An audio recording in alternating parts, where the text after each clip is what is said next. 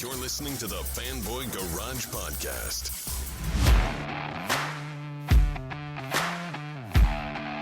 And welcome to the Fanboy Garage. I'm Crystal Santi, joined by my co-hosts Vanana. Hey. And Aaron Varola. Yo, what's going on, folks? Welcome to episode 128 of the Fanboy Garage. Always a pleasure to have you guys with us for another week. So much to talk about. Finally, there's a lot of news. Sorry we missed you guys last week. We took a breather and are getting back to action. So jumping right in. Let's start with the show that everyone is talking about on social media, WandaVision. Yeah. So WandaVision. You know what? It's funny. The first episode did nothing for me. And I was watching it and I was just like it just wasn't working for me. It wasn't working even as like a pseudo sitcom or like a show within a show. And then the second episode, though, I loved. Like completely different reaction. Second episode for me, I loved it. It put everything into perspective for me. Like the whole show comes into focus, I think. There's still mysteries and stuff, but where this show is headed comes into focus in the second episode. I loved the tribute to or the homage to Bewitched in the opening credits, which was really cool. But I just felt like once you realize that you are watching a show within a show, it became a lot easier to get into like the mysteries and all of that stuff. I think the first episode was more almost just like that was a sitcom, and it just, for me anyway, because it was mostly focused on the introduction of that world and you get the thing at the end, which, obviously tells you that, this is, and there's teases, of course, throughout the episodes that what you're watching is not exactly what you think it is, So they don't really, it is pretty obvious, but I'm fascinated by where this thing is headed. I think it's going to, it's going to tie in to this next phase of the MCU and multiverses and all of that stuff. And I've read a million theories online as to, where this thing is going to end up and, who the villains are going to be and, different themes and stuff. I mean, we saw the sword references dropped in there and little Easter eggs and things like that are really cool. It'd just be interesting to see what this show winds up. It's 9 episodes, right? So I guess it's so we have 7 more episodes left to see where this thing is going, and we'll see. It's pretty cool though. What'd you think, Vanana?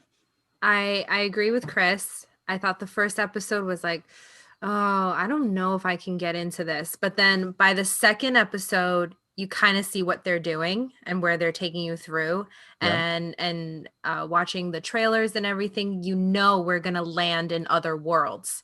So that's pretty cool. And it was just so quirky as I was watching. I was like, I can't believe I'm actually watching a concept like this because I've never seen anything like that before. Like each episode paying homage to a different type of sitcom or a different type of like reality that the audience is used to, and using our references for shows that we know and love. Like in the future, there's going to be a Full House type of episode, and her sisters are like famous, for being in Full House. So it's that mind kind of like warp that goes through you as you're watching it. And I think that's really cool because, Scarlet Witch is someone that can bend reality. And I think they're really using this concept to go into the reality of the audiences as well, and not just the world of the characters. So you actually feel like you're kind of part of it, but at first it's weird, but now I'm into it. I think the acting was amazing. I think that like sitcom, like hello, all those beats, that's really, really hard to do, especially actors that are trained the way they are right now. That is really hard to do. And they both, like Paul Bettany and Elizabeth Olsen, they nailed it. So I wasn't into it at first, and then I got into it, and the more I thought about it, I'm like, okay, like you got my attention. I want to know what's going on. I want to know what's going on with the neighbor, like everything. By the second episode, it pulls it all together. There are well, before I get into that geeky stuff, like I love it. I love it because it's bold. If you would have told me last year, 2 years, well, last year I knew this show was coming. So let's say 3 years ago that Marvel would be doing a show like this or would be continuing their universe in this format and with this kind of content, I'd be like, no way. Like, there's no way so I know a lot of people, like people were texting me Friday, like, dude, did you see it? What'd you think? Like, would love to hear. And I was like, yeah, chill. I haven't seen it because Jess wanted to watch it. And then we got caught up watching something else. So I just watched it without her. I'm going to rewatch it with her. Hopefully. Been there. Yeah. So I'm rewatching it. But I banged through it. First episode, I was kind of taken aback. It wasn't that I was off-putting. I was just like, oh, okay, we're starting right here. Like, you're not giving us anything to work off of. And that was a little jarring. But once I got into it, I did slip into the Aaron that was like 5-6 years old when I would stay with my grandmother and they had nothing but black and white TVs and watching like I Love Lucy and the old shows. Or then like when I moved, I remember putting myself to sleep watching like Nick at Night and like catching up on all of those old shows that someone my age probably shouldn't have been watching, but like I watched all of that stuff, right? And feeling like this feels so familiar to me. A lot of the stuff that's happening feels so familiar. And for a moment, I got taken out of like, I'm actually watching a comic book property, you know, from Marvel until the end where the whole thing, that whole thing happens and he chokes and Vision saves him. And you can see Wanda in both episodes slipping out of the realities that she's creating. Like there's a little bit of madness in her. And I'm like, wow, so many questions every episode. And there's Easter eggs galore in every episode, which I think is awesome too. But yeah, I agree. The second episode, once they kind of set the stage and you're like, okay, this is the way it's going to be.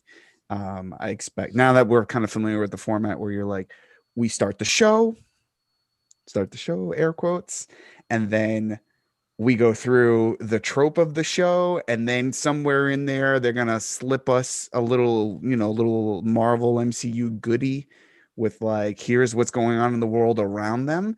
I'm cool with all of that. And, yeah, I just think it's brilliant. I think it's absolutely brilliant because I've never seen anything like this before. It's a comic book show that's mixing those awesome sitcoms of like all these generations, 50s, 60s, and we kind of work our way. I'm assuming we're going to be in the Brady Bunch era next. Yeah. With a little bit of the Twilight Zone, and I'm good with it. I love this. And it borrows from in a lot of ways from the Tom King run, right, of Vision, which is great stuff where it kind of went back to that time, that innocent time, Yeah. And it's weird because sitcoms, so we don't really talk sitcoms on here, but sitcoms are one of my favorite things ever. It's if I had to probably choose like one thing to watch for the rest of my life, it would be that. It would be No Retreat, No Surrender for me. So yes.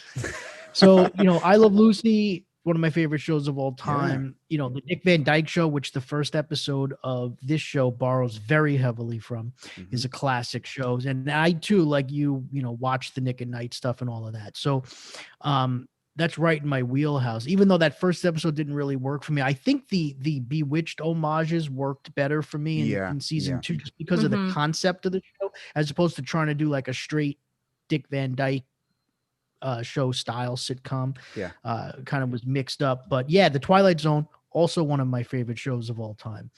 So that's where all of this stuff starts to collide. And it's like, I agree in a way, like I never really thought that I would get a show where all of these worlds of mine, comic books, superheroes, the MCU and sitcoms and classics sitcoms, like old school would all collide somehow. Every once in a while you'd get an episode of a show where like it was the show within a show where the person would be dreaming and they would dream that they were in classic shows, and things like that. And you'd kind of see something like this, but like this is unique. And the fact that it's going to ultimately have a point. Mm-hmm. Yeah, is also makes it special because it's not just throwaway stuff. It's not just a concept to do a concept. It's going to lead to something much bigger, and in probably something tragic too, right? In a lot of ways, because if you understand what's happening here and you remember what happened with Vision and all of that stuff, and there's even like nods to that too, right? Teases to that where when you start to get an idea that she is kind of controlling this, because there's these references to all of these things. Like that's what makes this just a fascinating show, really.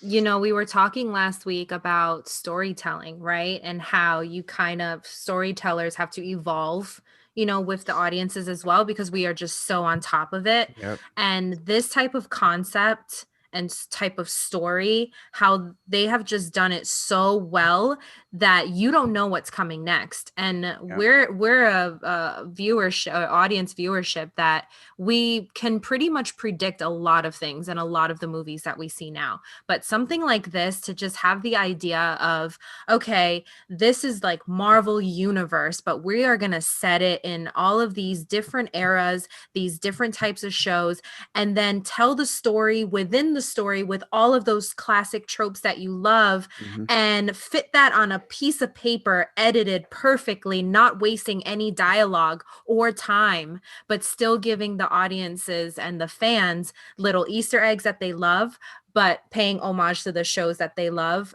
I just think that's brilliant. That's brilliant storytelling, and that's how Marvel is setting itself apart from, maybe other like entities. Yeah, 100%. I mean, even in the fun moments of what we've seen thus far, right, which are genuinely funny, because they do play on some things that obviously, I mean, we're familiar with it, like that whole magician scene. Great. Like I thought it was hilarious, but there's so much nuance in a lot of the stuff that's happening that I was like, holy shit, like you are laying it thick on me. Because like on the surface, I think this is the problem. I think a lot of people maybe watching this show, taking it for what it is, right? Like, oh, this is a little off-putting because I didn't think it was going to be exactly like a TV show in a show, but there are so many, like, let's go talk a little bit about the Easter eggs. Like the nosy neighbor, I'm almost positive is a witch character from the Marvel universe. I think Agnes, I forgot her last name. And that there's something up with her because it almost feels like she's the one who's manipulating Wanda to do or say certain things. And so I'm catching on to stuff like that. They keep on talking about like the like that second episode where they're like, oh, it's for the children, it's for the children, it's for the children. Yeah. And then boom, she's pregnant. She like willed it into existence. But if you watch parts of the first episode, that woman, the nosy neighbor, is laying it in like subtly about the kids. And so there are like little hints, like even in that opening montage, the Bewitched sort of cartoon intro, or there's a moment where Vision kind of fades into the floor. There's a helmet in the floorboards, and that helmet is a classic. It's the Executioner helmet. It's a classic Marvel villain. I didn't know Whose that. helmet is inside the floorboard. So there are a whole lot of like little Easter eggs that people should be getting super excited about if they're familiar with this stuff. But it's just awesome to kind of like, well, first of all, it was awesome to see that Marvel's back. That's number one, because it's been a long time since I've heard that Marvel fanfare in quite a while. And when I did, I got very excited about it. And it says a lot about what's going to happen in the future. Like what this next, like the fact that they kind of moved things around because the show was ready and they didn't feel like it was going to really hurt, but actually set the stage for the next wave of Marvel films. I'm all for it. Yeah. I'm all for it. I'm so excited. Yeah. And there's all It's these smart. fun like things, like the voice that's asking her, like, Wanda, who's doing this to you on the radio? Yeah. People are speculating about who that is going to be, and the House of M stuff, Yeah. right? That kind of going in there, her creating this world, and well, seemingly anyway, Yeah. that we think, and manipulating it, and the ramifications of that. I mean, it's funny because that House of M, that line in the first episode when she's pouring the wine, Mhm. the bottle of wine says House of, it starts with M. It's House of something. So there's so much to chew on. In and that. this show, the tone of it and where they're going with it lends itself to that, right? Yeah. Because it's not the real world. No. Right. So you can throw these little things in there and they're not like random or weird. I mean, they are random, but like they fit because nothing really you're seeing is what you think it is. Right. So it's perfect forum for that. And the Disney Plus forum is the perfect thing for something like this. This is not something that you would probably try in a movie. No. Right.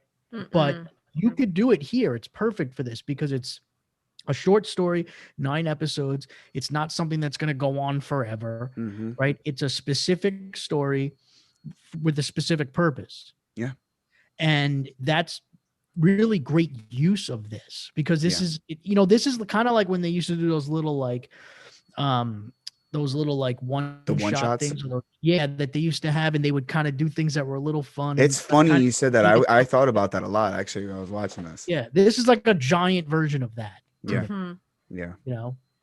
And I think the what you were saying about this not being the real world, a lot of people have speculated this is a pocket universe, right? And so clearly things are infiltrating this bubble that she's created, right? So we know that Sword is an element here, and somehow they're either monitoring what she's doing or they're watching her. Obviously, watching and monitoring, same word.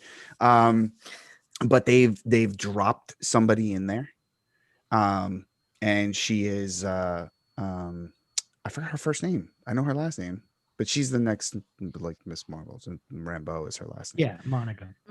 Monica Rambeau. Thank you. So she's in there. She pops up in episode 2, but even before you see her on screen, she's in the supermarket in animated form. So there's so much cool stuff. There's a little Sword logo on that truck that she pulls. Yeah, on the helicopter that the helicopter rather. Yeah. And then on the beekeeper that comes out, which is that was like the weirdest thing. Yeah. But they're both genuinely scared, so somebody's entering their bubble, and then she can control it. The other thing too is even though Wanda is going through the motions of like fitting into these perfect worlds that she's creating, when the shit hits the fan, because she's the one who's doing it actually, she refers to Vision like as if they were still Avengers. Like she's like when the dude is choking, she's like, Vision, save him. Right. Because she knows he can, not because it's like she knows exactly what he needs to do it. Yeah. And then if you watch closely, she's the one that makes him choke because he's breaking that reality. So she blinks at him so hard, and then he starts choking. And the whole, the thing with the glass in the second episode. Even with the vegan, like she basically like rewinds the whole thing. Yeah. I mean, it's kind of weird. It's funny when they announced the name of the show as WandaVision. A lot of people, myself included, were like, "Oh, that's kind of a weird name. Like, why wouldn't they call it Wanda End Vision?" Yeah. Well, obviously now it makes sense because it's this WandaVision that we're watching. It's just it's happens that he's also Vision, right? Yeah. Which kind of is cute, but like it's Wanda. Like you could have named this show WandaVision even if Vision wasn't in it, and it still would make sense. So I'm so interested to see how she brought him back. Like if she reconstructed the Mind Stone.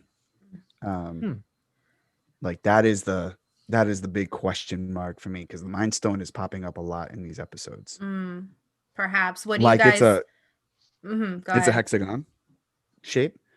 Hexagon of 6. 6, yeah. Yes. So that hexagon shape pops up in every episode. And as a matter of like, so at the end of each episode, they're framed in a hexagon. I didn't notice that. And there are 6 infinity stones, right? The shape of his stone is 6. It's a hexagon. It's an odd shape though. That pops up on the closet of the disappearing, reappearing closet. That's Literally, that's it's right. his stone that pops up. Yeah. So they're laying it on super, super thick. And like for me, as a person who's like, you know, and we talked about this last time where we may have talked offline about it, but as we try to figure out shows when we're watching a show, like we can put it all together. Oh, this person's going to do that. And it's going to end like this. I can't do that with the show. No. And but I'm chewing up all the details because I can't do that. Right. So, and which makes it fun. You know what I mean? And I am, this is a show that I didn't expect to have, you know, like that fever of needing to watch it every Friday, like I was with The Mandalorian. Right. But yet I'm like, oh, Friday, brew my coffee. I'll be texting you guys super early after I watch it. Just as we were done. Yeah. Yes. Yeah. I like that this is also being released in the weekly format. Because I feel like if this was dropped all at once and you can binge through it, like I don't know how you can just soak in everything because there's so much going on in each episode, even though it's really simple. You know, it's seemingly simple, but all of the, you know, little Easter eggs that you're already pointing out, it's like you can watch it twice over just to catch those things. Yeah. I appreciate, you know, it's funny because if you were to go back a couple of, I'd say a lot of episodes of the show, I probably would have been, and I probably said this, but I used to like binging shows. Like I'd prefer binging shows, but I'm at this point now where the weekly drop gets me very excited about what's to come. And like it gets my brain going, you know, and I start to speculate on things and, to your point, continue to unravel those Easter eggs. And I enjoy that. Like, you know, I think about shows that have left a mark on me that have gone through that, that I've actually watched, like The Watchmen, and being able to sit with that a little bit in The Boys, you know what I mean? The Mandalorian, like that's all, like this is awesome TV when we've got those weekly. Well, it's how we used to watch TV. Yeah. It's funny what you meant because all the Easter eggs and the little things you're picking up on. So there was one show in my lifetime that did that to me. Yeah. It not in modern times, like pre all of this and streaming. And unfortunately it didn't end well, but Lost was like that with me. I was like, just gonna say Lost. You would look at, and watching this kind of almost gave me that vibe, like what's really happening, what's real, what isn't real. Like look for all these little things that are popping up, and are those clues? Are they just Easter eggs? Like all of that. But the thing that made Lost so cool though, until the end, was that you would every week, like you would get together with people and just analyze the episode. And digest all these things, and people would go back and rewatch them. You know, and try to, and this was again back, you still have to like, you know, on the VCR and stuff like that, you'd be going back and rewatching. And so, but there is a value to that. Like a show like Cobra Kai, I binged because it's not that dense of a show. Right. And it's just like, it goes by quickly. The episodes aren't that long. So for that, I don't mind like the binge, but for a show like this, I would prefer to do it week to week so that I'm kind of forced to take it in, digest it, like not just go like crazy on it, because it's more rewarding that way. And I think that we're starting to see a move in that direction now, especially with Disney Plus. They seem to be big fans of the weekly rollout type of model. And okay with that. So well, it also helps keep subscriptions alive, doesn't it? Yep, that too. Sure. You know? You can't just get a subscription for a month, binge your show, cancel it, and then when your next show comes on, then you sign up again. I've been bombarding with content. I agree. I think certain shows you definitely can binge, like Cobra Kai. I've been binging that. I think I'm almost done with season 2. I don't know how many episodes are left in season 2, but I think I'm on like episode 9. Yeah, you're close. I'm close, right? Yeah. So totally bingeable. It's what I've been doing all day. Yeah. Skirting my responsibilities, watching Cobra Kai. No one's faulting you for that. It's an awesome No, show. it's really good. It's really good. I'm really enjoying it. I needed something lighthearted. Yeah. Oh, it's about to get real You know, dark. I mean, oh, great. Yeah. It's a little like sometimes it's weird to see like the teenagers like kiss and make out and stuff, you know?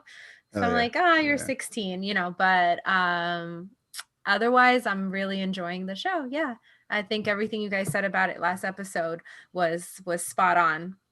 Yeah. I'm looking forward to the next season because, like, holy cow, do they give it to us again with a awesome cliffhanger? Yeah. Okay. Season 3. I'm not there yet. No. You'll get there. I mean, they're gonna do it to you you- this time, but you're you're binging it, so I'm not there yet. Well, I mean, since we kind of just naturally transitioned to it, I know Sean, one of our supporters and listeners, he had a question for us on Twitter this week about the martial arts in the show. So ever since he posed that question about 4 days ago, I've been paying a little bit more attention to the martial arts and like the choreography and just the film fighting. Now, personally, I don't study karate. It's just not one of the styles that I've ever learned.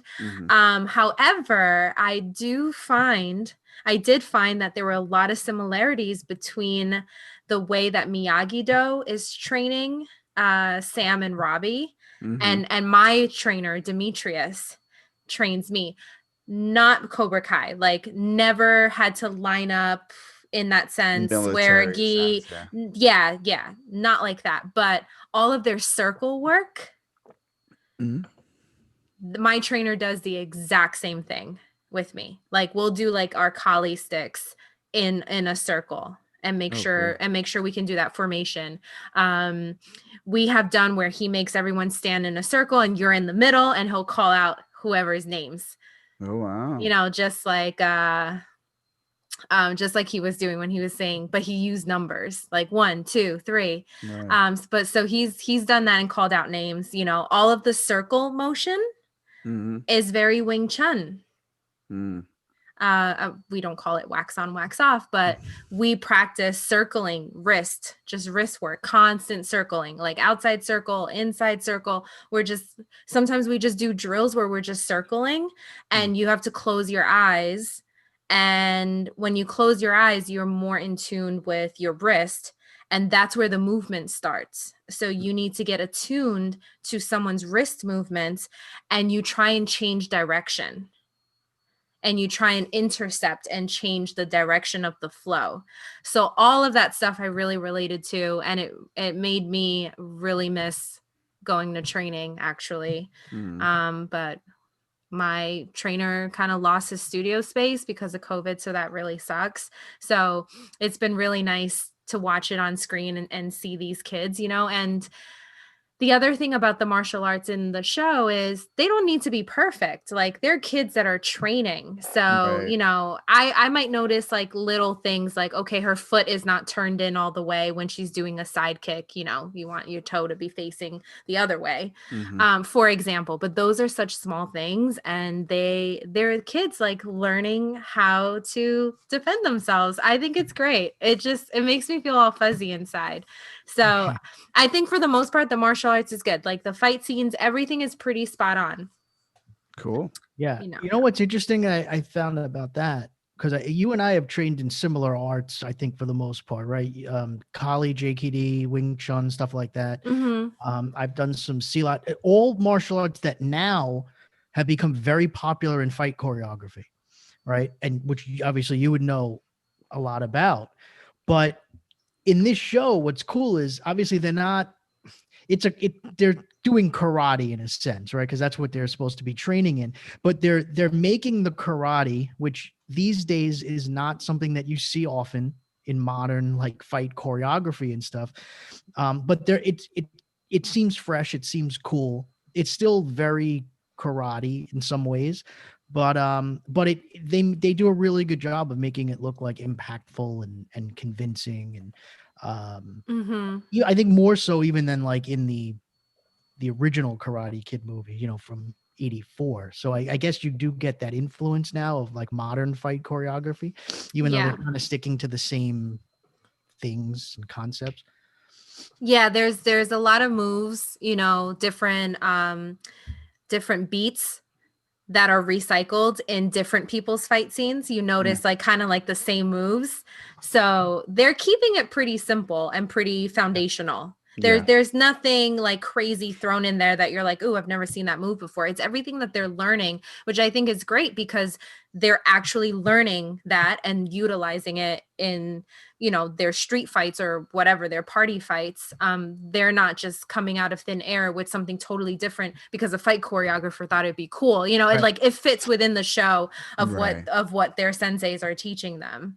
So I can't wait to get back to training. That's cool. It's funny that we're talking about this. So about a day ago, I don't know if you guys watch like The Insider, but they have like these awesome YouTube videos where they will ask a professional, like it'd be a stuntman, it'll be like a fencer or something like that, to critique films or content based on their experience. And so they recently had a world champion karate expert critique show like movies like Bloodsport, The Karate Kid, and Cobra Kai. And she's going to be representing the USA in Tokyo in karate.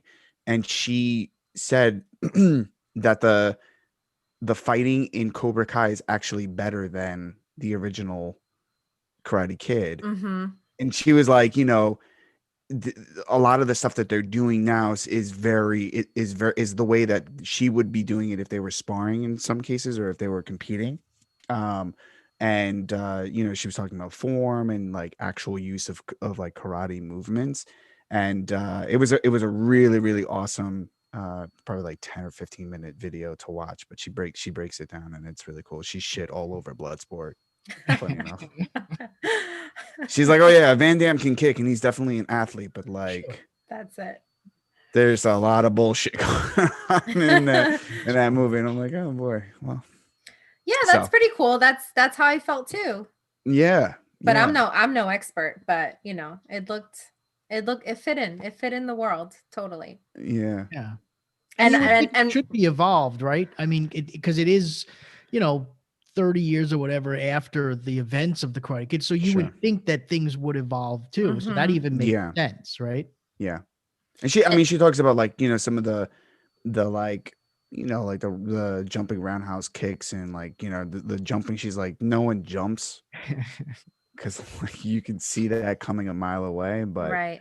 She's like, for how many people could pull that off too? Seriously. Yeah. In the moment. Yeah, she also critiqued Yip Man 4. That was so bad. Yeah, so I stopped watching after I think 3. But so she critiqued because it's Donnie Yen's Yip Man versus some karate guy, and she's like, yeah, that was bad. I stopped watching that movie halfway in. When Mike Tyson pops up, I'm like, I'm out. That series changed after the second one. Yep. Even the third one is like, you know what? Actually, in some ways, and this is a horrible analogy, so I'm going to admit that up front, but still go with it just for the sake of this conversation. It's similar to how, in a way, the Rocky franchise changed with Rocky 3 and 4, because like Rocky that's a perfect analogy right Rocky there. 1 and 2 are still kind of staying true to the idea of like the pride, boxing in his pure form and the down on his luck fighter and all this. He becomes like a superhero in 3 and 4, and it's like a comic book and a cartoon at that point, right? So it's less of, so he's fighting Hulk Hogan and right. And then in 4, you got the Russian kills a guy in the ring, and and now he goes and the Russians are chanting Rocky at the end. I mean, in the height of the Cold War and all that stuff. I mean, he's that whole training. I mean, as amazing as the training montage is, that's actually truth be told, that is like the best training montage. Fantastic, in all the films. But still, it's cartoony and comic booky, right? I tried to pick up a log and run up. That's the Hitman series kind of did the same thing in the sense that like the first couple of movies, even though they were fictional tellings of the life, right? They were meant to be entertaining more than historical. Right. The third one and then this fourth one just become like, they're just action films for the sake of existing and being like, we have to take this now to the next level, because I don't think we thought we were going to be making part 3 and part 4. Sure. You know, so so bad. But the first 2, you want to watch those. Yeah, those are good. Those are good films. Yeah, those are good. All right, where do we transition from here? Well, there probably isn't a smooth one, but I mean, I don't know. We can get into some of the news that came out, or we can kind of dissect this Ray Fisher thing if you want for a little bit. Let's save Ray Fisher for the end, so I don't run out of steam, and I'll give him a hard pass. So I guess I don't even know if you call it news, but the idea that Chris Evans is in talks to potentially return to the MCU. I mean, that's news. Captain America. That's news. It hasn't happened yet, but you would think where there's smoke, there's fire, right? Yeah. Especially for someone who, you know, I think at the end of first of all, they're, you know, they were always talking. I think it was after, maybe even right before Civil War, where their contracts were up and people were, you know, that whole cast was fighting for more money. And actually, Robert Downey Jr. was like, I think he cut some of his money to like make sure that everyone got paid.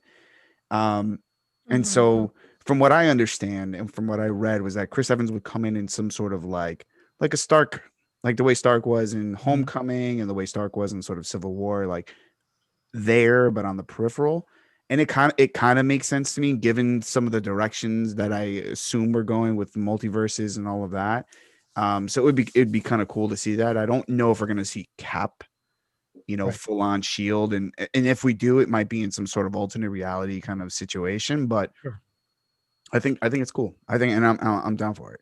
So come on, more Cap is great. I hope that it's what you just said, one of those scenarios, and it would make sense because with these multiverses now in both DC and Marvel, like I think everything is on the table. Yeah. Right. I don't think you could ever say you've seen the last of anything anymore. Sure. Right. Yeah. But I would hope that it's not like we're going to bring him back because maybe we're getting cold feet, you know, or we need to be a feature thing. I don't think that, because you don't want it to cheapen the end of Endgame. And also the idea of Falcon, right? Yeah. Maybe taking the shield and whatever that Falcon and Winter Soldier show is going to lead to. So I'm hoping that, they keep it more multiversy, that it's moments here or there where he'll pop in and out, maybe help, with Falcon or something like that, train, things like that. That I think would be fun. And there's nothing wrong with that. No. And I mean, we also have, so there's a couple of things that, and just to bring this quickly back to WandaVision, like we have to remember something about that character in particular, is that while she can create her own reality, she represents like all of the Infinity Stones in some capacity. Like her ability to turn back time, that's a time stone, right? She could sense like the Vision's soul, so she's got a little bit of the Soul Stone. She works mainly with the ether, like so that all that red stuff, like that the reality stone, whatever. So she has all of that in her. So we're definitely not done with time manipulation by any stretch. I mean, we saw it in WandaVision. So I wonder if there's a little bit of that. And again, as we crack open this idea of multiverses, there is a Steve Rogers. There is still a Steve Rogers in this universe as well. He's old, he's older, but we don't know, And I think that's the exciting part of like what Marvel is like, where they are right now and what they can do. Yep. And I also this is actually legit news, was that Chris Pratt is going to pop up in the next Thor movie. He broke that news by accident when talking to Tom Holland. I caught that video.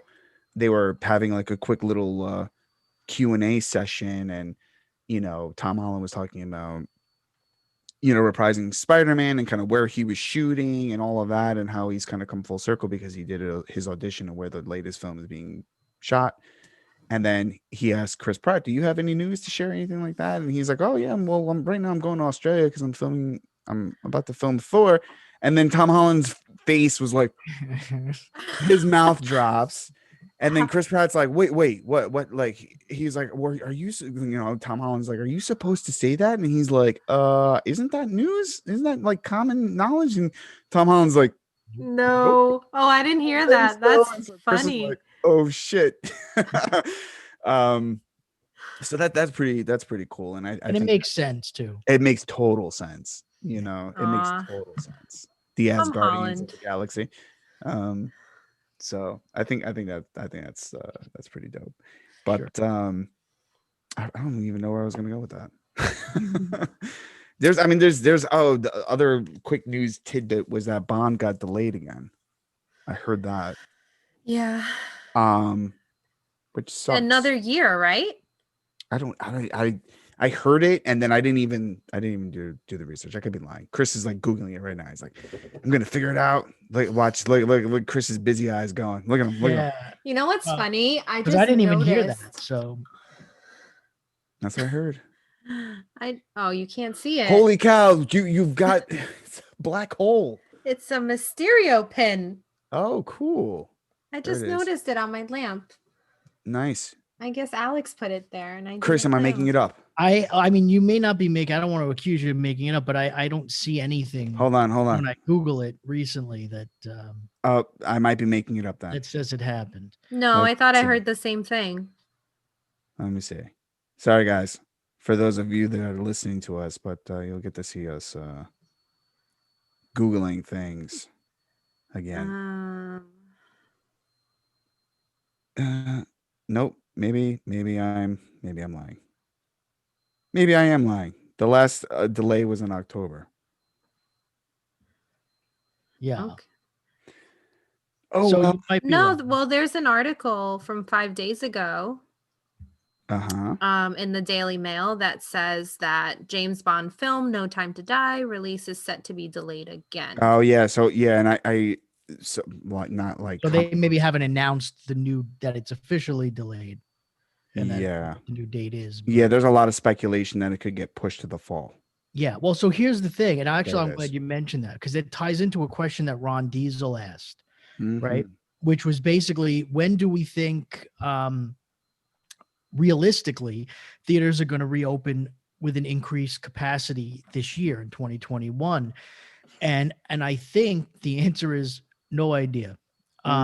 Because what we're seeing now is, I mean, we only have a couple of weeks left in January. Yeah. Right. And we're no closer, right, to this stuff happening than we were a month ago or 2 months ago.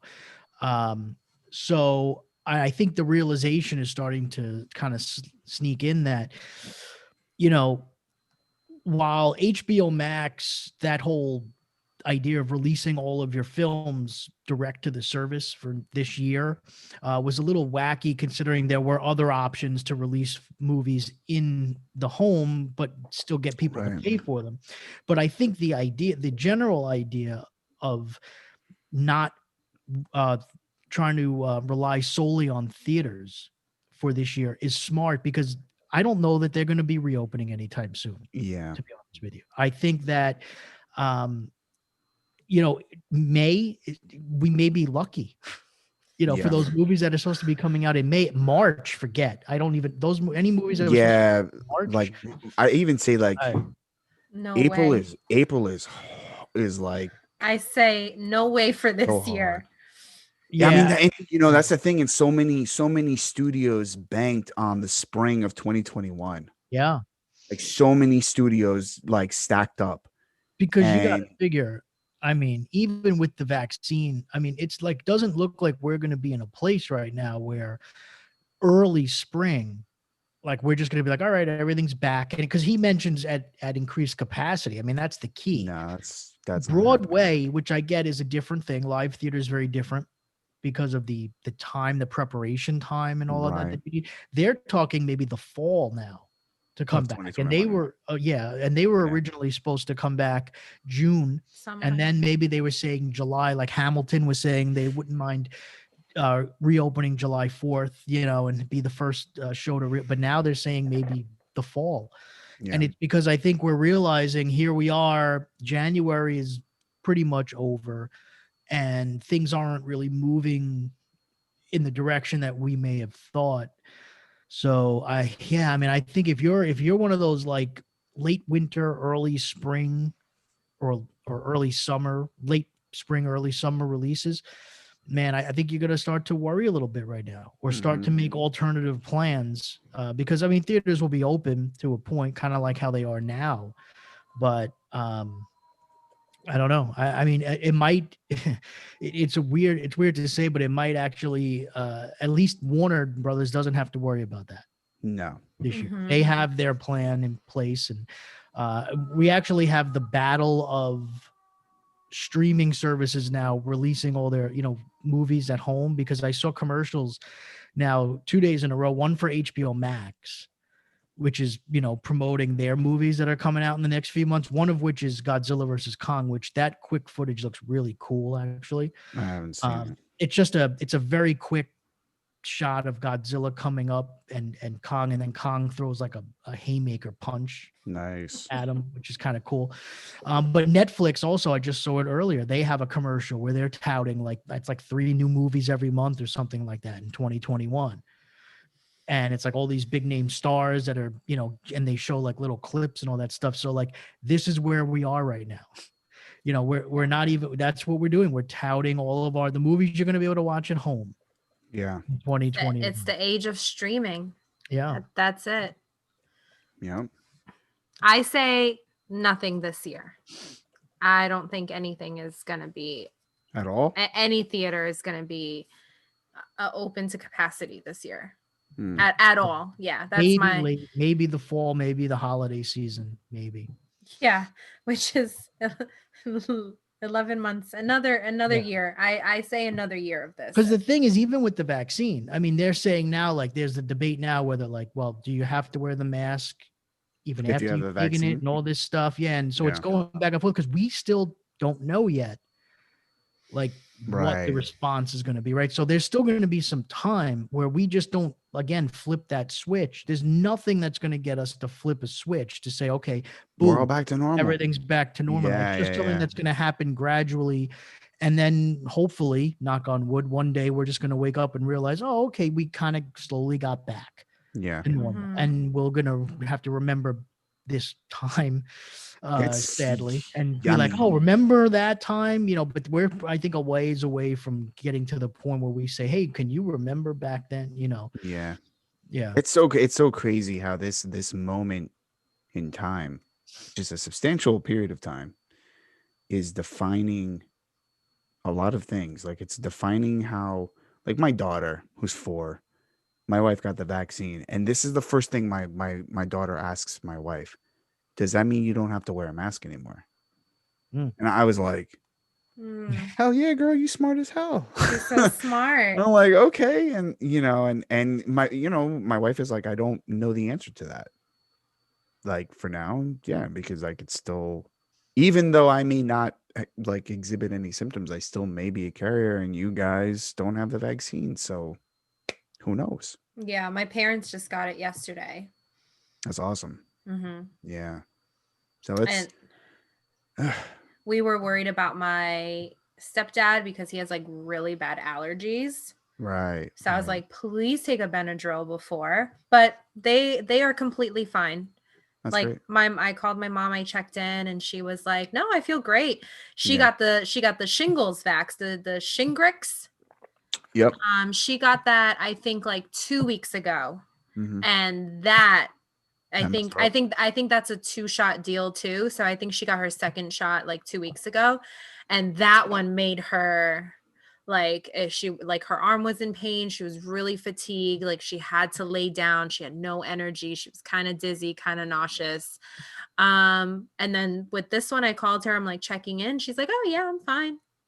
So yeah. Awesome. And that's the thing too with the vaccine, is that because it's a 2-dose vaccine, every person that gets it, there's another month before their process is even complete, right? Yeah. So just getting that first dose, that's not going to do much for you. So we're still behind, obviously, because they're not going to, the production doesn't start ramping up really till the early part now this year, right, where we start to get like hundreds of millions of shots by sometime in June or whatever the timeline is. But so for everyone who every wave that gets the vaccine, they're still 28 or 30, whatever it is, days away from completing that process. So that's where this thing starts to drag. So if the majority of people get it towards this like spring, summer. Well, now you're going into the middle of the summer before so that's where the timelines start to get skewed, even with the vaccine. Yeah. Just the way it's administered and the effectiveness of it and all of that. And I think our Governor Cuomo was saying that they want to, he was saying we got to open up because the economy cannot, the city economy cannot take another year of like this type of shutdown, right? Even though we're not in an official shutdown, but it can't take another year of this. So they're going to be implementing, I think, more testing. Like testing before you go to a restaurant and kind of implementing maybe like some type of rapid testing. If they do that at the theaters, then perhaps, like Joe Rogan had a show, a comedy show in Austin, Texas, where everyone got tested before they could go inside and enjoy the show. And if you tested positive, sorry, you can't attend and I'll refund you the money that you paid. So I think they're going to try and do something like that in New York just to get like restaurants or indoor dining or just certain things opened up again. And perhaps theaters might benefit from that type of plan. Yeah. I think the challenge for me, at least when I think about that implementation, that process is like the cost, because the cost associated with that kind of testing, like that has to come somewhere. So like everyone's going to get slapped with a tax for going out, right? I mean, we're getting it now. Like you can't eat without drinking, or you can't drink without eating.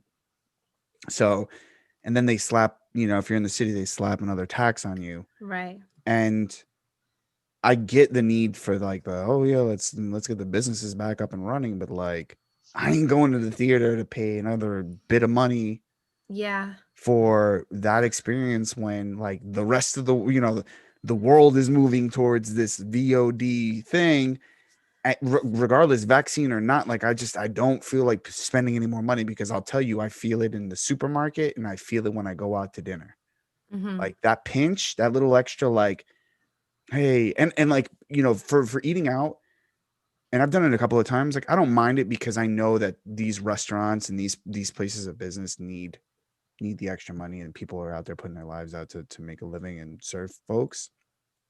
And if I feel comfortable, I'm going to give them as much money as I can afford. But for something like that, like the luxury of going to a movie theater and you're going to charge me that additional money on top of my ticket. No, I think that's done. You're like, I'll stay on my Noom diet. Yep. Spend time with my kids I'm and good. have video on demand. That's right. That's right. So I don't know. It's I think, and we've said it so many times on the show, but it depends on people's comfort levels as well, right? Like we have now gone, it's almost a year living like this, and it's going, I think there is absolutely that social component of going to the theater and wanting to be with folks, but I also think there's a lot of people like, I'm cool with not going. Yeah, I'm cool with not spending that money. I think in the beginning, the video on demand stuff, right? Like the release of like Bill and Ted, we were watching on demand, or like Tenet, for example. That seemed like a Band-Aid. That seemed like, hey, we are doing our best to kind of, roll with the punches, and we still want to get you some sort of content. So like in the meantime, we're going to do this. Yeah. But now I think with HBO Max's move, it doesn't seem like a Band-Aid anymore. It seems like we are full force transitioning into a new model. Yeah. And once people get used to that model, that it's going to take over. It's going to be hard to just be like, okay, that was just an interim thing. We're just going to go back to normal now. Like that's not going to stand, because too many changes have already occurred. And this was it's not a Band-Aid anymore. 100%. This was a long time coming. I mean, just look at the way that our show the past couple of weeks is run. Think about it like this. The Mandalorian dominated every week of our show because we were reviewing every episode. Wonder Woman got maybe 1.5 because it's a movie. Right. You know what I'm saying? So like the episodic TV is like where it's at. That's where conversation's happening. That's where culture is. Yeah. You don't need to go to a theater to experience. And that's all the more reason to release these episodes week to week. Exactly. Because that type of conversation won't happen as much if you're binging everything, right? Yeah. Because you're going to have the conversation for, not that everybody binges everything all in one, but for the most part, you're going to get the conversation for a weekend, maybe a day or so into the following week. But that, 2 months of conversation, week to week conversation, you're only going to get that from a week to week format. Right. Yeah. Right. Yeah. Now, I don't know if you guys have tried it. Amazon has this watch party feature. I saw it. Disney Plus has the same thing, but do they? Yeah. Sorry, Thavo. Yeah.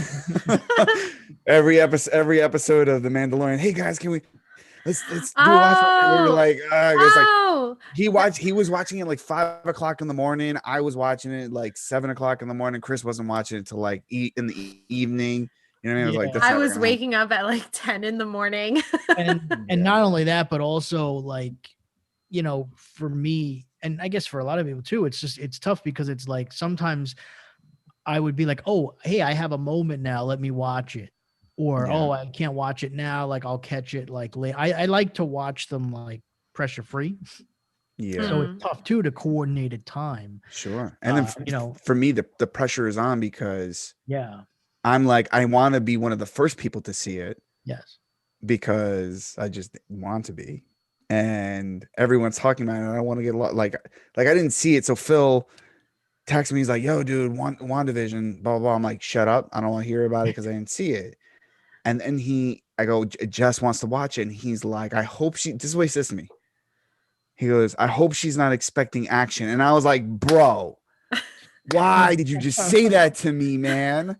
Yes, Phil, I'm putting you on blast. I hope she's not expecting anything interesting. Dude, why are you saying that to me? I was like, shut your mouth. You're ruining it already. Spoilers work in a lot of different ways. I think funny. we've gotten to the point where we think of like spoilers in like the micro sense. If I don't tell you something that specifically happens in the episode, then it's not a spoiler. But if I basically give you an idea of how the show works, that also is a spoiler. Oh, God. It's so hard to coordinate even with your significant other. Like Cobra Kai, I've been waiting for Alex to watch it with me. That's why I haven't watched it yet. And I was like, forget about it. WandaVision, I didn't even ask him. So if you're listening, babe, like, I don't know what to tell you. I was like, I need to watch it. Yeah. I didn't even tell him. It was funny. So Jess, before you get on, Jess is like, so what are you guys talking about? And I was like, oh, probably we'll talk about WandaVision. She's like, wait, but you haven't finished seeing it. I was like, sorry, but I watched them. Sorry, babe. Have to. It's my job. I need to talk about something. It's my Sunday job. The podcast excuse, of course. And then she's like, "Well, I still want to see it." I'm like, "Sure you do." All right. We're watching a really good movie, by the way. It's called The Boy Who Harnessed the Wind. I heard about that. It's on Netflix. It's really good. Boy Who Harnessed the Wind. Yeah, it's really good. Really good. Check that out. Cool. I just finished The Terror first season on Hulu. I heard about that. Yeah. Really good. All right. Second season and first season have nothing to do with each other, and I didn't know that until maybe into season 1. Then we were kind of like, well, what's season 2 going to be about? Totally different. It's one of those things. But really awesome. And Jared Harris, such a good actor. Yeah. I took that out. Yeah. And then typical like This Is Us, where I cry my eyes out. I've never seen it. God. I don't like crying. I can't cry alone. I just like sobbing. Aww. Like ugly ass crying. Like, and like I know Jess is watching me. Like, is he gonna do it? Is it going? Is it going? Yeah. Like I'm getting a COVID test.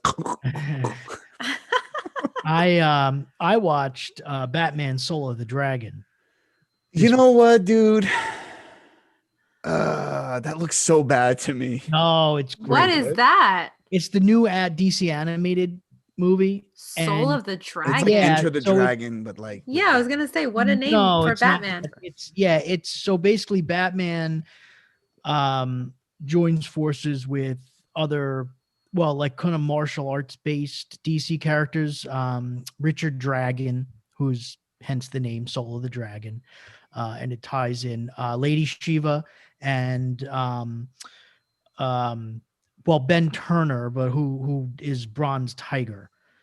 That's right? cool. So those are and they get together, and it's cool because like Mark Dacascos, he plays he does the voice of Richard Dragon, and Kelly Hu plays Lady Shiva. Michael Jai White does the voice of Ben Turner / Bronze that Tiger. dude has such a distinguishable voice. Yeah, so That's it's just awesome. really cool. It ties into the martial arts elements of Batman, which have always existed, right? Yeah. And it's a fun story, and it's set like in the 70s kind of, so it's got that vibe. It's got that Enter the Dragon, dude. Come on. Well, it's not. I mean, it's not the. I know, but it's they're playing on it. I see. It's got they the break out the guy music. with the afro, like the music, the look, the That's vibe. cool. Yeah, the time period. It's all very much based in that. Is that on HBO Max? No, it was released on you gotta buy it digital on demand or on. Put that on HBO Max. Stop playing games. Yeah. Anyway, watch that. Batman the Animated Series just dropped on HBO Max, by the way. Yeah, I mean, I own that in every possible like format you can have. So I started catching up on that. Whatever. Which one? Batman the Animated Series. Oh, okay. From 1992. Yeah. Jeez. Yeah. Ooh, that's a young and fresh Aaron. Just the best everything. Best. Watching that show was at 4 o'clock in the afternoon. It used to come on. I was 6 years old. I didn't. Oh, yeah. Yeah. Chris is like. It doesn't get better than Batman the Animated Series. No. Have you just been watching random episodes, or are you?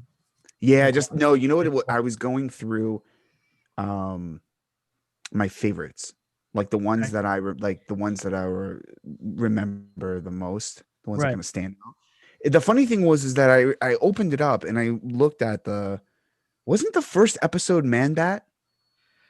Yeah. They didn't open up with Man Bat. On Leather Wings is the name of the episode. Yeah. They didn't open up with that one on there's another episode is episode number 1. I don't even know which one it was. Well, because there's differences in the production order and the order that they were actually they aired on television. So okay. That might be. It could be that, or I mean, I can't imagine that they don't have every episode on there, which would be weird. No, how many seasons was that? It was 5, right? Well, there were 3 seasons, and then it became Batman, The New Adventures of Batman. Oh, right, okay. Or the Batman Adventures, whatever it was. So it was it was technically, they considered that season 4, but that's where they kind of changed all the voice cast and the crew stayed the same, but the animation changed. Right, yeah. I remember. He went with the the Frank Miller type costume, the gray and black. It was gray and black, and it wasn't really that Frank Millery, but it was gray and black, and they made it a little. They said it was easier to animate, so they made it like Joker doesn't have the red lips, which is kind of weird in that. That's right. Yeah. Cool. All right. What else? Anything else? Did we miss? Oh, so the other news bit was that Deadpool 3. Yes. Was announced as being part of the MCU. It's going to be an R-rated film still, but it's going to take place in the MCU. Maybe, I know, Aaron, this used to give you hives back in your old Continuity King days, but is it going? I wonder if is it actually going to take place in the MCU, or is it going to take place in the MCU in the same way that Deadpool 1 and 2 took place in the X-Men? Oh gosh, yes. Gosh. Or is this going to be more of like a multiverse thing type of deal? I think it might be multiverse. Probably, right? Yeah. Yeah. But you know what I think is the fun part about it is, and we got a little bit about the, breaking the fourth wall thing. I think they're going to go all in on that in Deadpool 3. Like we got bits, bits and pieces of it in Deadpool 1 and 2, but I think they're going all in. So if they do multiverse it, though, then that means that it will be more in line with how the first 2 movies connect to the X-Men universe. Yeah, potentially. Yeah, I mean, there's so many ways they can do this, because technically Wanda is a mutant, but not in this Like not in this universe, right? Not in the MCU, technically. Well, they But couldn't say mutant. they can't say mutant, but they can do They it now. can So do it like now. that opens the door a little bit. Like we don't like that's the thing. I think the importance of WandaVision might be something that we sort of get right now, but it may open the door for a whole host of other opportunities to bring in, the X-Men. Now, it obviously is going to have a role, hopefully, maybe, I don't even know I say this, but it may have a huge role in what happens with Spider-Man. And, obviously the Doctor Strange bit that we know is coming. So I think it's cool to see all of that happen, and who knows, there's a whole bunch of ways they could do this. And again, this is comic book territory, so if it doesn't work, they'll write it to work. They just won't put it on Disney Plus. Right. Yeah. Sure. Yeah. The Wolverine popped up on there. Did it? But that wasn't R though, right? No. PG-13. But dude, I mean, like, I was watching Days of Future Past as well. Full on, Hugh Jackman ass cheeks on that thing, and I was like, yeah, this is Disney, huh? So they didn't do anything about that. Is that on? Because I know I thought I saw some of them. Did they pop up on Disney Plus? Yeah. So some of the X-Men films are up there. So Days of Future Past is up there. Just watching that. All right. So I guess we can close the show talking about the recent developments in the Ray Fisher versus Walter Hamada and Warner Media saga.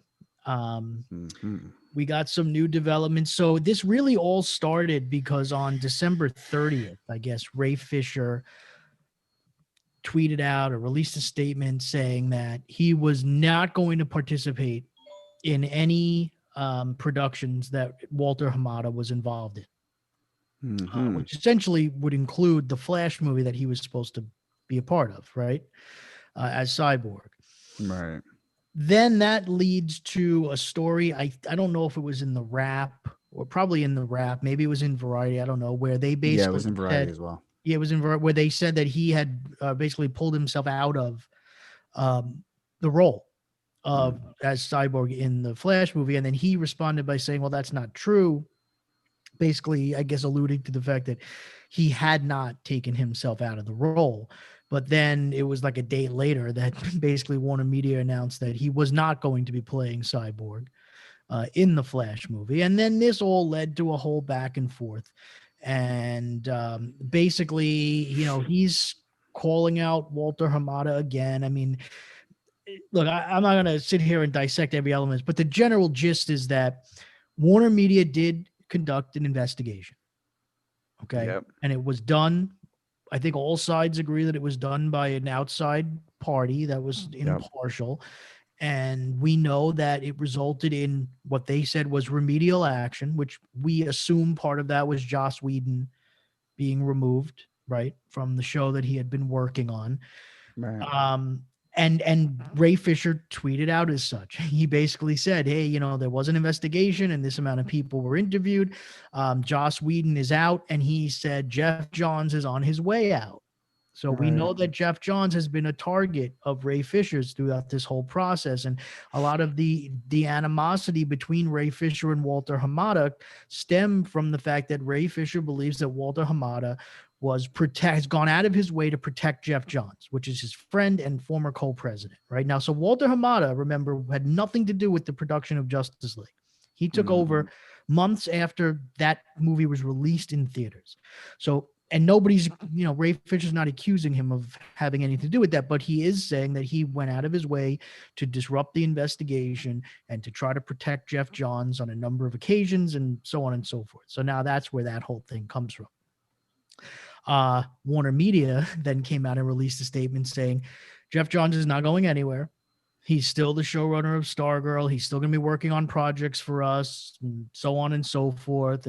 And they also basically gave their support to Walter Hamada as well. Yeah, they re-upped his contract. They re-upped his contract. They released a statement saying that, he's a good guy, this, that, and the other thing. And they said, we'd like to move on from this whole thing. There was an investigation that took place and action was taken. And we trust in the outcome and the results of that investigation. And we're ready to move on.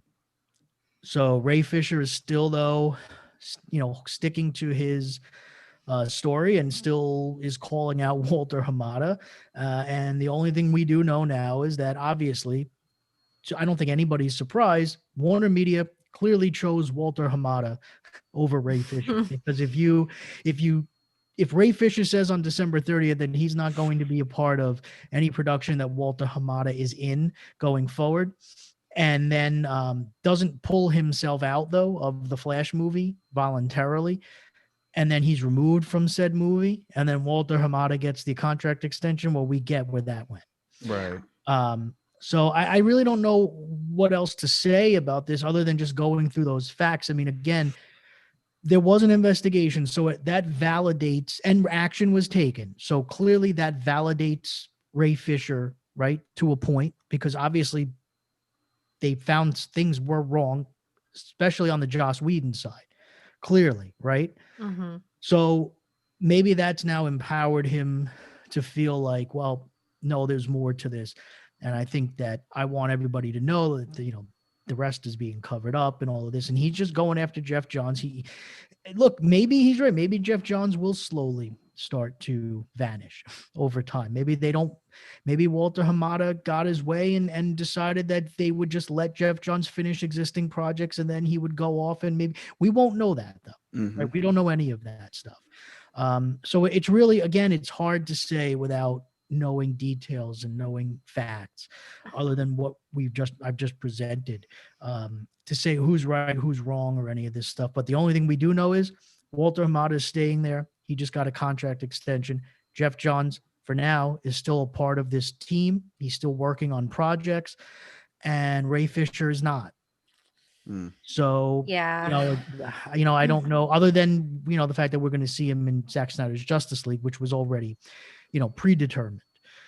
So I don't really know what to say about it. I mean, look, I appreciate the guy's passion, and clearly he believes he's in the right on this and he's taking a stand. But it'll be interesting to see if he can keep this going long enough to, he kept it going long enough to get an investigation. Mm-hmm. Can he keep this going long enough to finally see the people that he believes should punished for their wrongs actually get theirs? I mean, I think anytime you're fighting against a huge, entity, you know the consequences that are going to come with it. Like, they have a lot more power, a lot more connections than you. Typically in the industry anyway, actors are not seen as very important and disposable, right? Unless you make it to, Tom Hanks or Tom Cruise status, or Julia Roberts status, right? Where you actually have some clout. So he knows the repercussions that could happen, and I commend him for his bravery, because despite that, he put his acting career not as a priority, but he put, his passionate beliefs at the forefront and fought for it. And sometimes when you do that on this big of a scale, you're going to be martyred, right? But down the line, he might be helping other actors or opening different doors, or how other companies do things. But unfortunately, if you're going to come in and wield the loudest voice and go, there are going to be repercussions. It just sucks that he's losing a role like that and not going to be in the next film. But who knows? Maybe after we see the Snyder cut, maybe there will be a call for like a Cyborg standalone movie, which I feel like might happen. I feel already, like that might happen. That ship, I think, already came and went. Like, that was one of the first things I remember. Oh, was it? Oh yeah. I was just kind of like, when it was like when Zack Snyder was talking about Justice League, like way back before, the whole thing went down. There was a Cyborg movie, a Nightwing movie, so many different movies. I mean, obviously, I'm not surprised by any of this. Again, when you throw stones at a king, essentially, you're not gonna be favored upon, and it sucks that he would lose. I mean, obviously, look, Yeah, you are literally biting the hand that was feeding you to some capacity, and like you have every right to do that if there's been some unwarranted behavior and things are not, you're fighting a huge machine. He was going to be on the losing end of that. Yeah. Stick. I think I don't think it really has that much repercussions for audiences. No. Or like, regular fandom or viewership. I think where it's really making an impact is within the industry. Yeah. Like for actors of color, or actors that know how this stuff goes, knows that sometimes you get mistreated on set, knows that you get peer pressured to do things. I had a friend who one time did background work and was playing like a call girl, like an escort. So they told them to wear, like skimpy clothes, but said they don't have to take anything off, just like short skirts and maybe like a little bra, and that they're going to be in the background. No one's going to make them do anything. Well, guess what? The production was trying to get the girls naked, trying to get them to kiss each other. And this is like a major film with a major actor in it. And one of the girls called the union, and the union came down and shut down the production, but like mistreatment on set happens all the time. A lot of people just don't speak out on it. So for him, I think it has bigger repercussions, and it means a lot more to people in the industry that understand the industry, have been fighting uphill or going uphill since they started pursuing it or whatever, and can commend him. That's why I commend him for his bravery, because it is hard to go against the hand that bites you. I mean, you're entering such a huge entity, right?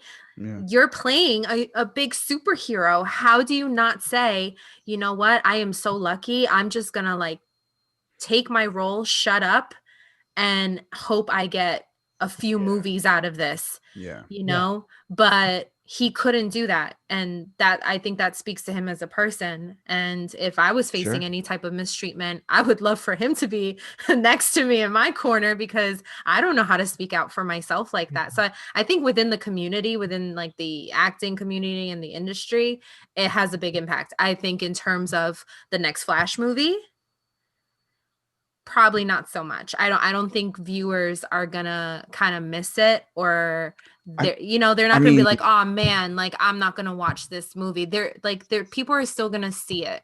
Truth be told, though, I mean, I vaguely remember them saying something about Cyborg, but at this stage of the game, because it had been rewritten so many times, I don't know if there was ever, I don't think in this latest version there was ever going to be a place for him. It may not have been in the story. You know what I mean? Like they were all out teasing Michael Keaton and all that stuff. So that's the thing. The thing with this is the timeline, right? Two things. One is the timeline. And I think people are interested as to why now, right? Why did it take him 3 years? For a guy who's clearly very outspoken, right? And strong-minded and strong-willed, why did it take him 3 years to start this campaign? And a lot of people believe that it was tied to the momentum of the Snyder Cut, right? And as soon as the Snyder Cut thing became a reality and it was announced, then he started speaking on that. Started with that whole tweet where he said, I take everything I said back, about Joss Whedon, so on and so forth. And it kind of rolled from there. So yeah, maybe he did start to see the writing on the wall. Maybe he did start to see that he was, being phased out of the Flash. Maybe he did start to see that character was completely being phased out. And that's where all of this is coming from. The other thing for him is, and I hope in some ways for his sake, that whatever's going to happen with Jeff Johns, I would hate for what he clearly does not like Jeff Johns, right? Whatever happened with them, we've heard some things about what he said. Jeff Johns yelled at him and threatened thinly kind of veiled threat for his career and all of that stuff in the heat of the moment. But they conducted this investigation, right? And he says in his tweet that Jeff Johns is on his way out. Warner Media says that's not the case. Time will tell on that, just like time will tell, like time told with the Joss Whedon thing and everything else in the investigation. But if this investigation had uncovered some type of horrible action, right, that Jeff Johns had done, you would think he would have gone the way of Joss Whedon, right? Yeah. Like you wouldn't think that they would be like, all right, listen, you just keep working on Stargirl and, you keep working on this part and that part, and then eventually we'll just kind of phase you out. Like, I don't know that would have happened, but if that's what's going to happen, then that does actually fit Ray Fisher's narrative of how Walter Hamada has kind of tried to protect Jeff Johns. Mm-hmm. But it would really, I would hate to see that he would have blown up like his career and this whole opportunity if this stuff with Jeff Johns really wasn't that serious and the investigation that they didn't uncover anything serious enough to warrant action. And it really just comes down to the fact that he just didn't like the guy because of the way he felt he was treated, or maybe was treated or whatever. And that you kind of blow up your career over that. Because really, at the end of the day, the issues that he has with Walter Hamada are the protecting of Jeff Johns and the fact that he felt like Walter Hamada was responsible for that September 4th article and the rap that was trying to talk about how he was not being cooperative with the investigation and all that. So so a lot of this stuff that's going on, the Walter Hamada, Ray Fisher stuff, is really all revolves around Jeff Johns. Right. That's why I'm just going to really be interested to see what happens with that going forward, because as outspoken as he's been, and he hasn't really given a lot of details and stuff like that, but a lot of his stuff has turned out to be at least based in some form of reality, right? Yeah. Ray Fisher. So who's to say that when he says Jeff Johns is on his way out, that he didn't get that from somewhere? Like I'm sure he didn't just wake up and decide to put that out there. Right. No, why would you want to commit career suicide? Yeah, well, he's kind of already done that, but yeah. Like Hollywood is a machine. It runs a lot deeper, and they're the people up top, they're like the elites, they try and protect each other. I mean, are you surprised? I'm not surprised that they try and protect each other. They've probably had working relationships for many years, and you have an actor that they're probably looking at like, oh, he's not being gracious, because he's afforded this great opportunity. So we're going to try and get this article and try and make him look a little bad and make him look like he wasn't cooperating. And that's why we're cooperating. We're doing everything right. Of course, it's a big Hollywood machine. He's fighting a really big opponent. And I don't think anyone would try and do that unless you really believe in what you're doing. So I think it sucks that he's not going to, as an actor, I think it sucks to find out, okay, I've been written out or removed. But on the other hand, it's like, well, you kind of had to see it coming. Yeah. I mean, that was my point. That doesn't excuse it, but it's like, he knows that it's coming, he knew that that was an option. Absolutely. And it actually kind of makes you believe him more, because I know in the beginning, like in the summer, everyone was like, what was he talking about? People were very divided, right? People were like, he's just trying to get attention, that's all he's doing. And then other people were like totally on his side. But I think now I don't think that I'm trying to get attention argument is on the table anymore. No, because that clear action was taken, exactly against his oppressors. Yeah, it's unfortunate. Well, that's why I say, like, the existence of the investigation and the fact that action was taken validates. Mm-hmm. Yeah, that's what he was saying. Yeah. Totally. Yeah, so now it's just not. Now it's a matter of, again, that's why I say the Jeff Johns thing, I think, plays a pivotal role in this, because that's what caused a lot of this further conflict. They got to get their shit together, man. Yeah. Get your shit together. Give us better content. Yeah, I agree with that. Treat your actors right. That's it. Yeah. Because Wonder Woman 1984. Horrible. Dumpster fire. Terrible. Yeah, it leads to this whole, the rest of it. I mean, there's more to this. I mean, there was a thing that Grace Randolph did that where she basically said that the entire Stargirl cast hates Jeff Johns, and then people who work on the Stargirl crew came out and said, no, we actually. Grace Randolph is like. Yeah, we know what. Yeah. but basically like just hoses shit on the wall and see what sticks. So then people who work on Stargirl came out and were like, no, we actually love Jeff Johns. So I know at least like 3 people that love him, me and like my 2 things like that started. Like we're getting into like this stuff now. Yeah. And again, I mean, they did that before I guess it was the first time Ray Fisher launched out against Jeff Johns. Patty Jenkins was up there at the Fandom seeing how much she loved Jeff Johns and all of that stuff. Gal Gadot recently did the same thing. Same thing. They're all, wrote, Wonder Woman in 84. And so, but again, that doesn't necessarily mean that Jeff Johns did nothing wrong and that he's, it's just interesting to see how the dynamics involved in all of that. Right. Yeah. I will see him again. Ray Fisher? Ray Fisher or Jeff Johns? Yeah, Ray Fisher. Oh, I'm sure. Yeah. His fighting spirit, he ain't going nowhere. Yeah, watch. Marvel's gonna be like, come on over, buddy. Yeah, why not? Come on over. Oh, you having a shitty time? Guess who's been recast as Black Panther? Well, Joss Whedon's not involved with them either, right? So. Yeah. All right. Yeah, Marvel's like, we tell better stories.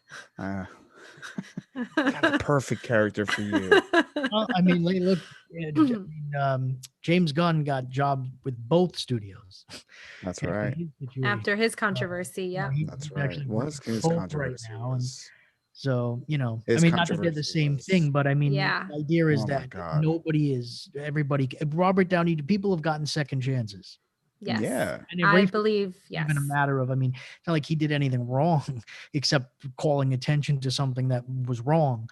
So it's different in those situations. The people didn't cancel him. The studio canceled him. Yeah. So, all right. Well, I guess on that note, we can let's roll out. Get out of here. You can go to the fanboygarage.com. You can check out our episodes. You can check out our merch store. And of course, you can join the conversation on the social medias, the Twitter, the Facebook, the Instagram at the Fanboy Garage. And of course, you can find us on YouTube. If you're not already watching the show, you can check us out there. The Fanboy Garage podcast. You can subscribe to the channel there, like our episodes, all that fun stuff. Tell your friends about it. That's the best way, of course, to help us out. And you can find me on Twitter at RealCAlmighty. And you guys can tweet me, ask me all the questions you want. I love getting your questions at Vanana_TFG. And you can find me at @Ron Speaks. That is _Ron Speaks. Thank you so much for listening to episode 128 of the Fanboy Garage. We will catch you guys next week. Later. Peace.